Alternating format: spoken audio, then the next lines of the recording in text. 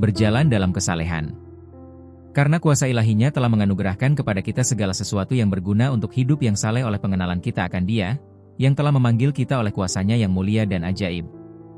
2 Petrus 1 pasal 3, terjemahan baru. Simo adalah robot humanoid canggih buatan Honda yang dirancang untuk membantu manusia dalam berbagai aktivitas. Ia mampu berjalan, berlari, menari, bahkan menendang bola. Asimo dapat mengenali suara, berinteraksi dengan manusia, dan menghindari tabrakan. Namun secanggih apapun Asimo, ia tetap hanya robot, tak punya rasa, jiwa, atau akal budi. Ia bergerak semata-mata karena program yang ditanamkan, bukan karena pilihan bebas. Sebaliknya, manusia diciptakan Allah sebagai pribadi yang bebas.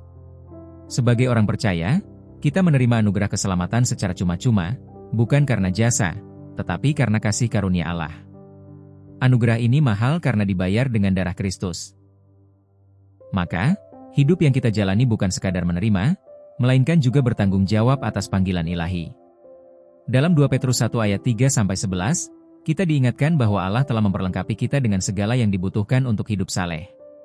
Kita diberi janji-janjinya yang besar dan berharga agar kita mengambil bagian dalam sifat ilahi, serta terlepas dari hawa nafsu dunia.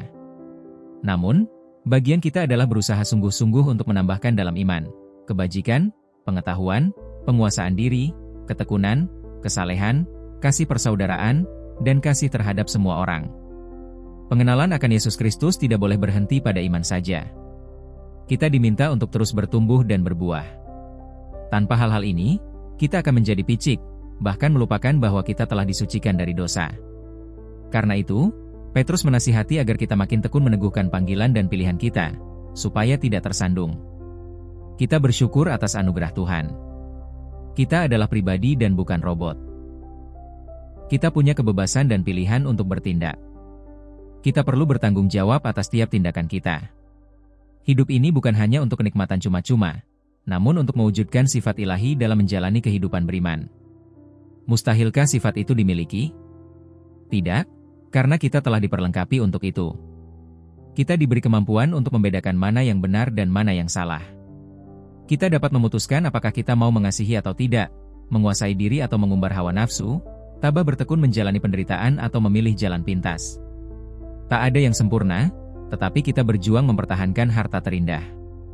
Mari kita terus menjaga diri, mengingatkan satu sama lain, dan hidup dalam kesucian. Sebab dunia ini akan berlalu. Seperti tertulis, jadi, jika segala sesuatu ini akan hancur secara demikian, betapa suci dan salehnya kamu harus hidup. 2 Petrus 3 ayat 11. Kita bukan robot tanpa arah, melainkan pribadi yang ditebus dan diperlengkapi untuk hidup mencerminkan sifat ilahi.